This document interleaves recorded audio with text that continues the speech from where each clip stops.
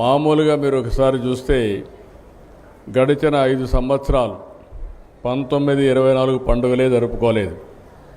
ఆ పరిస్థితిలో ఉన్నాం మనందరం. కానీ ఈరోజు సాధారణంగా 2 పండుగలు వస్తాయి మనకు. ఒకటి దసరా వస్తుంది, అది అవుతానే దీపావళి వస్తుంది.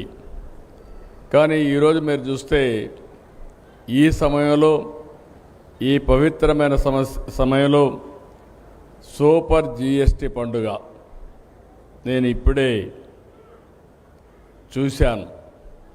ఎక్కడైతే బెసంత్ రోడ్డుకి వెళ్ళాను, చిరు వ్యాపారస్తులతో మాట్లాడాను, అక్కడ వినియోగదారులతో మాట్లాడాను.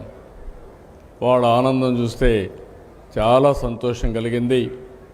ఒకప్పుడు 4 వస్తువులు కొంటే ఈరోజు అదనంగా ఒక వస్తువు కొంటున్నాం, అది ఈ జిఎస్టీ వల్ల లాభం వచ్చిందని ప్రతి ఒక్కరు చెప్పినప్పుడు నాకు ఎక్కడా లేని ఆనందం కలిగిందని చెప్పి కూడా నేను మీకు తెలియజేస్తున్నా.